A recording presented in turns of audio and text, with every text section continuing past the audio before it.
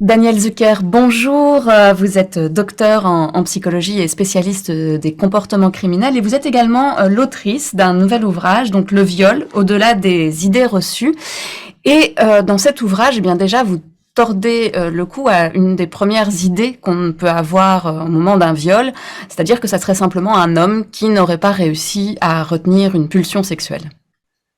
Voilà, ça c'est très important parce qu'à partir de ce préjugé-là, il y a beaucoup de méconnaissances et de malentendus qui en découlent. Donc penser que le viol, c'est finalement le résultat d'un homme qui n'a pas réussi à retenir ses pulsions sexuelles ou que c'est un malentendu, c'est un dérapage, c'est un accident, tout ça est faux.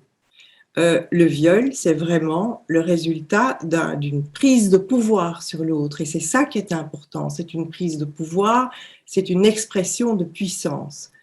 Mais si on pense que c'est un accident et que, bien sûr, l'auteur ne va pas recommencer parce qu'il s'agit d'un dérapage, il a mal capté les signaux, eh bien, dans ce cas-là, on ne va pas croire à la récidive non plus. Tandis que si on comprend qu'il s'agit d'un acte de pouvoir, de prise de possession de l'autre, on comprend beaucoup mieux que c'est pas n'importe qui est violeur du jour au lendemain. C'est quelque chose qui s'est construit depuis longtemps, depuis l'enfance, et qui a évolué de cette façon-là. Donc, pour réparer des choses qui ont eu lieu dans l'enfance, l'auteur va agresser ou être violent avec d'autres personnes ou commettre des viols. C'est d'ailleurs quelque chose qui est très présent dans votre ouvrage. Vous avez toute une partie sur les auteurs. Vous parlez beaucoup de la récidive et qu'en fait, pour un maximum d'auteurs qui sont pris, par exemple, pour un viol, on s'aperçoit qu'en fait, ils ont commis beaucoup d'autres délits ou agressions sexuelles avant et que souvent, c'est même dès l'âge de 10 ans que ça commence.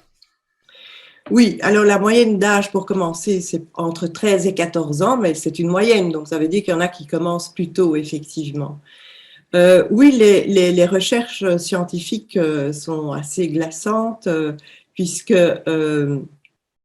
en effet, ça montre le gouffre qui sépare les chiffres officiels et puis les chiffres qu'on obtient quand on garantit une confidentialité absolue. Donc quand on interroge des agresseurs sexuels et qu'on leur garantit une confidentialité absolue, on en vient à constater que ce sont des récidivistes, effectivement, et qu'ils ont commis de nombreux crimes. Comme par exemple, on a un petit groupe de 71 violeurs qui ont été responsables de 439 viols.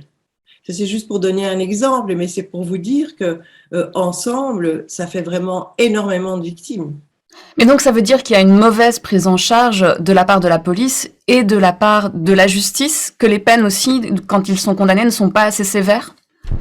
Ah, c'est clair que les peines ne sont pas assez sévères, mais tout ça découle de ce malentendu, de cette méconnaissance en fait.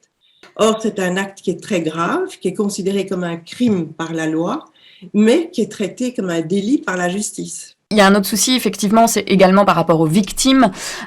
Souvent, on a tendance à dire, bah, c'est peut-être de sa faute parce qu'elle était habillée de manière trop légère, ou elle se promenait à une heure qui n'était pas décente, ou dans un quartier qui était un petit peu dangereux. Tout ça aussi, vous essayez de démonter ces clichés du fait que, en fait, bah, c'est un abus de pouvoir et pas une pulsion. Exactement. Parce que si c'était lié à l'aspect vestimentaire, par exemple, ou au comportement de la victime, ce qu'on essaye toujours de mettre en avant, il faudra expliquer comment ça se fait que des bébés et des personnes grabataires dans un hôpital subissent des viols également.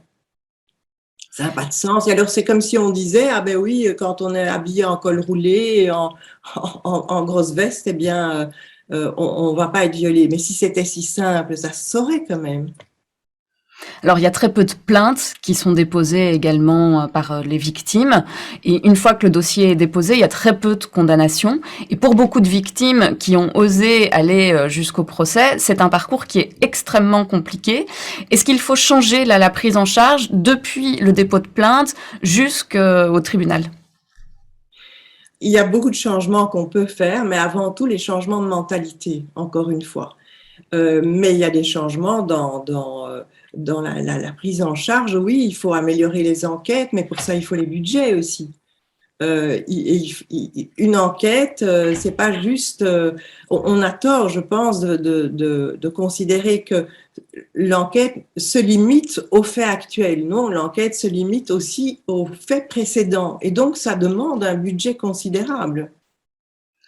Dans justement des faits précédents, actuellement, donc depuis le début de cette semaine, il y a une affaire qui est en train d'exploser dans 2 cafés XLois. Beaucoup de jeunes femmes racontent à peu près les mêmes faits qui se sont déroulés entre 2018 et aujourd'hui. Elles auraient été droguées avec du GHB, et puis certaines se sont retrouvées chez elles ou à des arrêts de bus nues, sans savoir vraiment ce qui s'était passé.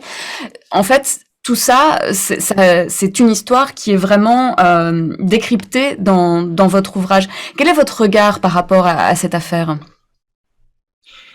Mais malheureusement, voilà, on a un exemple là typique probablement d'un individu récidiviste, hein, puisqu'il y a des faits qui remontent à 2018, et il est très clair que ce type d'agresseur qui utilise des drogues est très récidiviste. Ce qu'il cherche, en fait, c'est une victime qui est inerte. Donc, il a tout le pouvoir sur elle. Et du coup, c'est un profil de psychopathe, comme vous dites dans votre ouvrage? Parce qu'il y a ce côté confiance en soi, cette surconfiance en soi, ce manque d'empathie éventuellement? Les criminels ont toujours trois aspects de personnalité, en fait. Il y a effectivement la psychopathie, il y a de la perversion narcissique, et puis il y a des angoisses qui sont extrêmement intenses. C'est un psychiatre expert, Daniel Zagouri, qui décrit ça très très bien et qui parle de tripôle à pondération variable, parce que soit c'est un des ingrédients qui est plus mis en avant, soit un autre. Donc, tous les agresseurs sexuels ne sont pas des psychopathes purs, mais ils ont de la psychopathie en eux. Et cet individu-là, ou ceux qui utilisent des drogues, bien sûr, ont clairement des ingrédients psychopathiques à l'intérieur d'eux, peut-être en bonne quantité, en quantité suffisante en tous les cas, que pour planifier tout ça, parce qu'il faut bien se rendre compte que ça demande une planification. Il faut déjà avoir les drogues, comprendre quand est-ce qu'on met ces drogues, avoir un endroit qu'on a déterminé à l'avance pour emmener une victime, être suffisamment convaincant pour amener cette victime jusque-là. Enfin bon, c'est quand même tout un processus, hein. Alors effectivement, ce livre est très intéressant. Daniel Zucker, je rappelle que ça s'appelle Le viol au-delà des idées reçues. Et merci pour cet entretien.